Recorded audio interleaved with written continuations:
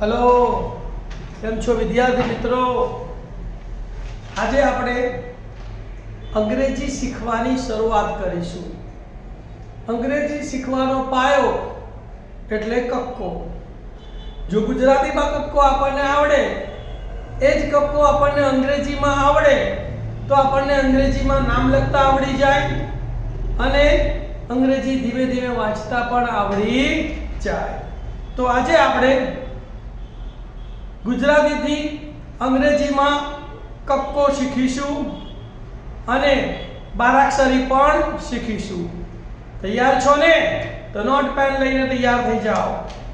ચલો, ગુજરાતીમાં પહેલો અક્ષર છે ક, તો ક નો કે એ થાય। શું થાય? કે એ। સામાન્ય રીતે આપણે નામ લખવામાં કે એ લખીએ છીએ, બરાબર। ખ નો કે એચ એ, બોલો। ખ નો કે એચ એ। ગ નો જી એ, ગ નો જી એ। ઘ ઘરનો ઘ, તો ઘરના ઘનો થશે જી એચ એ, ઘનો જી એચ એ। ચ નો સી એચ એ,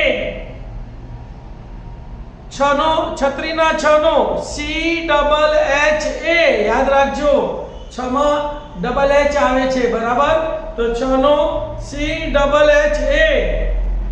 ज जबरुख नो ज, जगनो ज, तो एनो जे ए, जनो जे ए। जबलाना ज, तो जबलाना ज नो थशे जेड ए अथवा जे एच ए, बोलो। जबलाना जनो શું થશે? Z A અથવા Z J H A। ટ ટપાલીનો ટ, એનો T A, ટ નો T A। પછી ઠ ઠળિયાનો ઠ, એનો T H A, ઠળિયાના ધનો T H A। ડ ડનો D A, ડગલાનો ડ, એનો D A। ढगलाना ढ, डी एच ए, ढनो डी एच ए। अण फेण आवे ने नागनी फेण, फेण नो अण, अण नो एन ए। तलवार नो त, एनो टी ए। ध्यान आपजो, टपाली नो ट અને તલવાર નો ત બંનેના અંગ્રેજી અક્ષરો કેવા થાય છે? સરખા। તો ત નો ટી એ, थ नो टी एच ए, तो ठ અને थ બંનેના સ્પેલિંગ કેવા છે?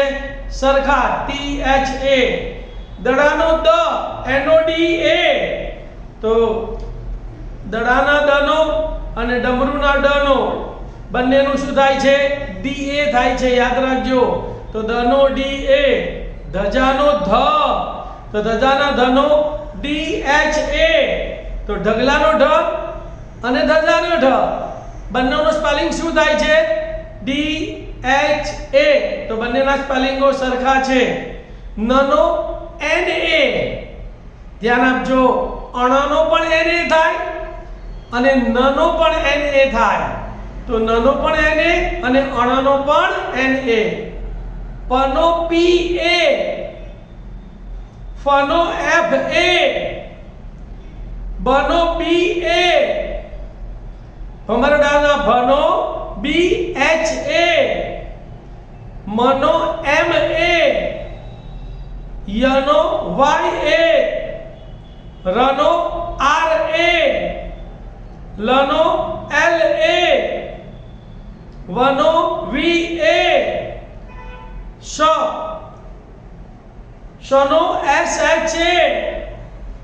ષટકોણનો શ, એનો પણ એસ એ છે અને સકોરાના સનો પણ એસ એચ એ। સસલાના સનો એસ એ, હનો એચ એ, અળનો એલ એ।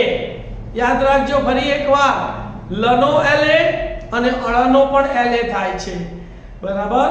ક્ષનો કે એસ એચ એ અથવા એક્સ એ, બોલો। ક્ષનો શું થાય? કે એસ એચ એ अथवा एक्स ए અને જ્ઞનો GNA, જ્ઞનો GNA. તો આ ગુજરાતી કક્કો જો તમને પાક્કો અંગ્રેજીમાં આવડી ગયો તો તમે કોઈ પણ વ્યક્તિના નામ લખી શકો છો.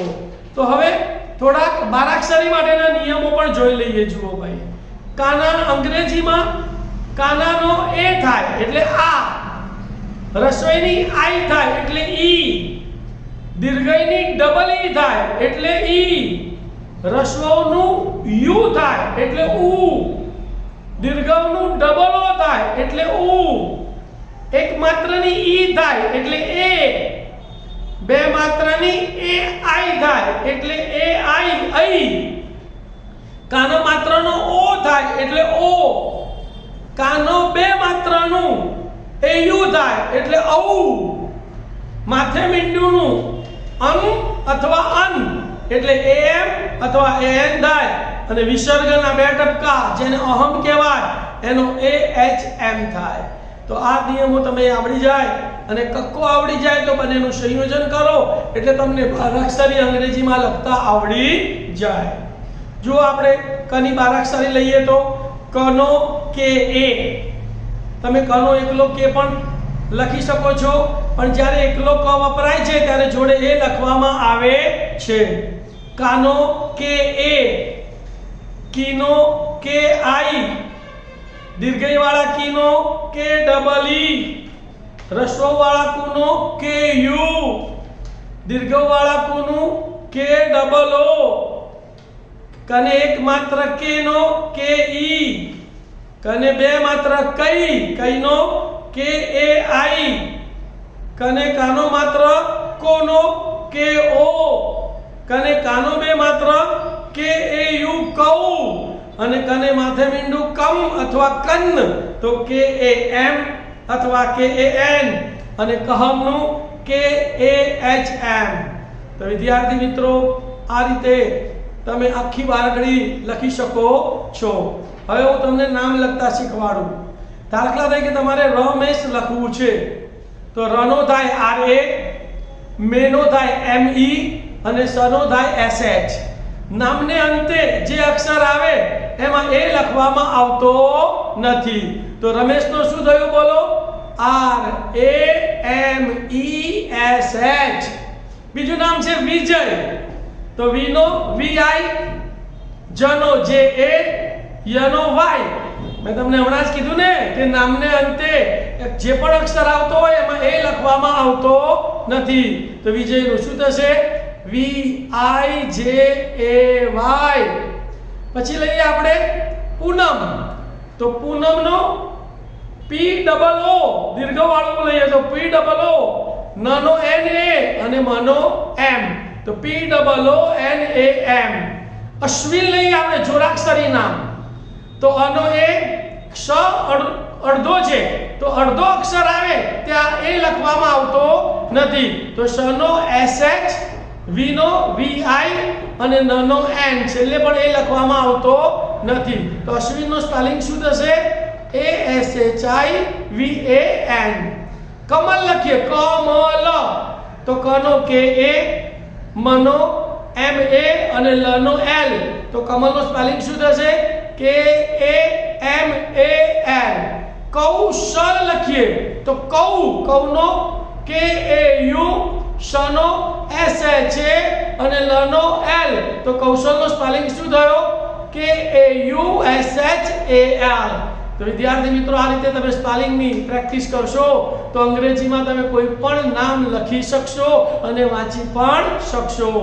જો તમને મારો વિડીયો ગમ્યો હોય તો તેને લાઈક કરજો, તમારી કોમેન્ટ બોક્સમાં કોમેન્ટ લખજો અને મારી ચેનલને સબસ્ક્રાઇબ કરજો.